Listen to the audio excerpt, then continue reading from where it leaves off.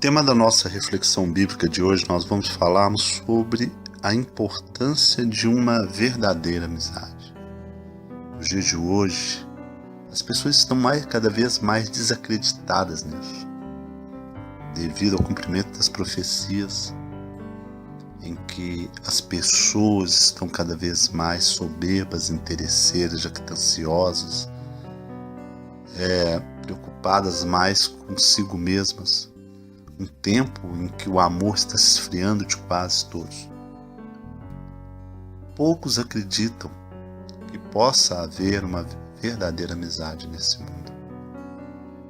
Mas, entretanto, eu gostaria de analisar com vocês o que a Bíblia nos fala a esse respeito. Será que isto é possível ou não?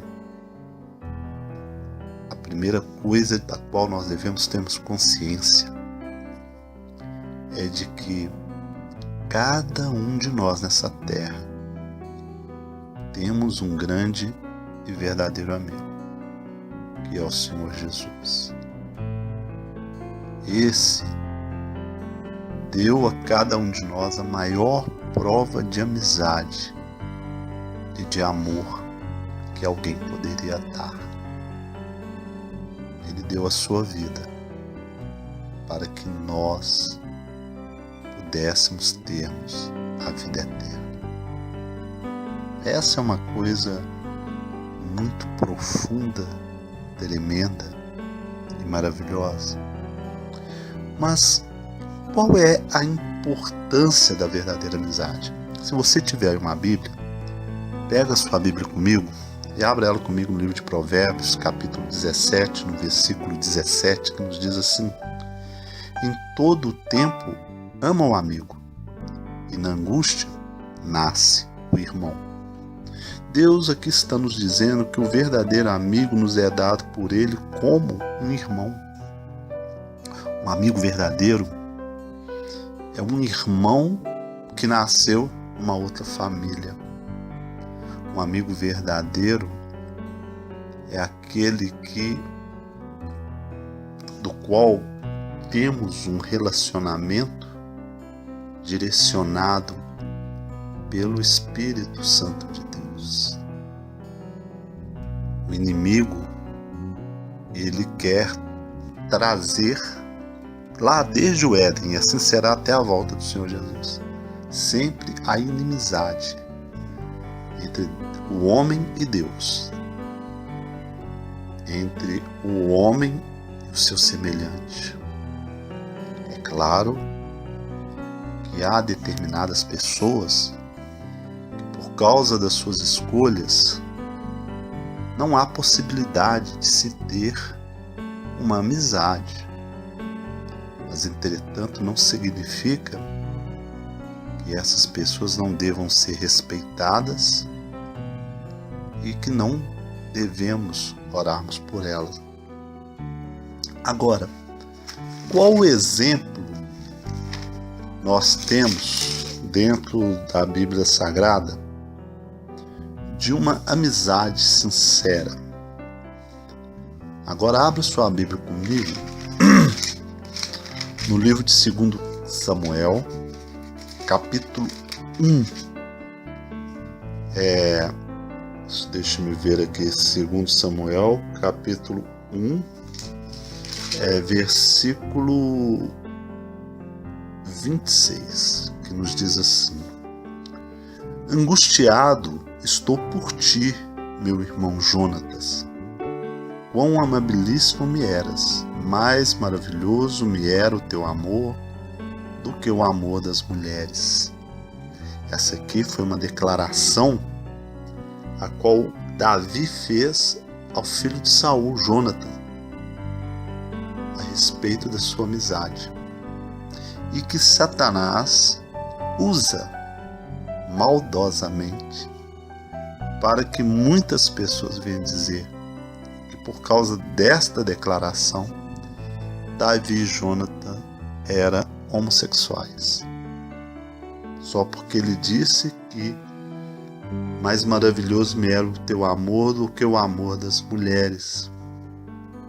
Então, em cima desta declaração, aqueles que são movidos pelo espírito maligno, pela maldade, eles então fazem disso uma afirmação que não há confirmação bíblica.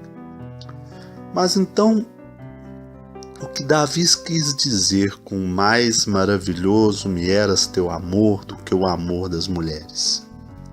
Abra agora sua Bíblia comigo no livro de 2 Samuel, capítulo 6, versículo 16, que nos diz assim: E sucedeu que, entrando a arca do Senhor na cidade de Davi, Mical, a filha de Saul, estava olhando pela janela e, vendo ao rei Davi que ia bailando e saltando diante do Senhor, desprezou no seu coração. Davi, ele quis dizer que o amor e o respeito que Jonatas lhe dava através da sua amizade era maior do que lhe apresentava as suas mulheres. Nós vimos aqui o exemplo de Mical. Davi estava feliz, ele estava dançando em homenagem ao Senhor, né? Ele estava ali adorando a Deus, ele estava bailando, saltando diante do Senhor. E Mical, a sua mulher, aquela que deveria ser a sua ajudadora, ela o desprezou. Na amizade entre Jonatas e Davi não havia o desprezo. Havia a lealdade, havia a sinceridade, havia o bem-querer de um para com o outro. E nós vamos ver aqui, mais para frente, no que isto resultou. Agora, o que a Bíblia nos diz sobre este tipo de amizade? Vamos abrir agora a nossa Bíblia no livro de Provérbios, capítulo 18. Vamos ver lá. Provérbios, capítulo 18, no versículo 24, que nos diz assim: O homem que tem muitos amigos pode congratular-se, mas há amigo mais chegado do que um irmão. Então essa amizade entre Davi e Jonatã, eles eram amigos, mas eram mais chegados do que um irmão. O sentimento que havia entre eles era sincero. Um queria verdadeiramente a felicidade do outro. O que é mais interessante nisso, que era algo movido pelo Espírito Santo de Deus, porque Saul queria matar Davi, porque ele soube que Davi havia sido ungido futuro rei de Israel. Mas se Davi não fosse, quem seria o rei? Jonatã, depois de Saul. Mas o próprio Jonatã não se importava que Davi fosse rei no seu lugar, mesmo não pertencendo à linhagem real de Saul. Olha que você vê uma amizade verdadeira, é isso. Não havia inveja, não havia engano, não, sabe? Um queria o bem do outro. O Senhor Jesus, ele disse que o reino de Deus, primeiro ele tem que nascer dentro de nós. Quer dizer, aquilo que nós vamos viver lá no reino de Deus, nós temos que procurarmos viver no nosso dia a dia. Isso é viver o Evangelho. Ali não havia nenhum tipo de engano, de ambição, de maldade, apenas o valor que um amigo dava ao outro. Agora, como identificarmos um verdadeiro amigo? Vamos abrir a Bíblia no livro de Lucas, capítulo 6, versículo 44, que nos diz assim: Porque cada árvore conhece pelo seu próprio fruto, pois não se colhe figos dos espinheiros e nem se vitimam uvas dos abrolhos. O que isto quer dizer? muito simples. Como você pode identificar um verdadeiro amigo? Se você tem uma amizade e essa amizade sempre te traz coisas edificantes, que te aproxima de Deus, que te aproxima do bem, que te faz refletir, que te faz crescer, então você vê que você tem ali um verdadeiro amigo. Mas há amizades que parecem serem boas, mas entretanto elas levam para a morte. Se, por exemplo, você tem um amigo que te aconselha a ir contra seu pai e sua mãe, um amigo que te aconselha a entrar em qualquer tipo de vício, um amigo que não te estimula a crescer como pessoa, como profissional, um amigo que não valoriza os seus sonhos. Isso é muito difícil hoje, né? Porque as pessoas estão cada vez mais individualistas, elas estão mais preocupadas consigo mesmas do que com os outros, não incentivam ninguém a nada, pelo contrário, existe uma grande competição de uns querer mostrar que são mais do que o outro. Existe uma falsa humildade em que às vezes a pessoa chega para você querendo te perguntar uma coisa como se ela, por exemplo, quisesse aprender com você, mas na verdade ela está querendo te desmoralizar. Então, cada árvore se conhece pelo seu fruto. Que tipo de amigo que você tem sido? Que tipo de amigo que você tem? Você é aquele amigo que aconselha a pessoa a ir pelo lado errado, a ir para o mal? Ou você é aquele amigo que constrói? Aquele amigo que chega para somar e multiplicar. Então cada árvore nós conhecemos pelos seus frutos. Isso foi uma advertência, um ensinamento dado pelo próprio Senhor Jesus. E aquele que for sábio vai estar atento a isso, né? Agora, no que resulta uma verdadeira amizade? Vamos ver aqui no livro de 2 Samuel, capítulo 9, versículo 1. Diz assim: E disse Davi: há ainda alguém que ficasse da casa de Saul para que lhe faça o bem por amor de Jonatas? Antes de morrer, Jonatas havia pedido a Davi que quando ele fosse rei, que se lembrasse da sua casa, e Davi assim prometeu.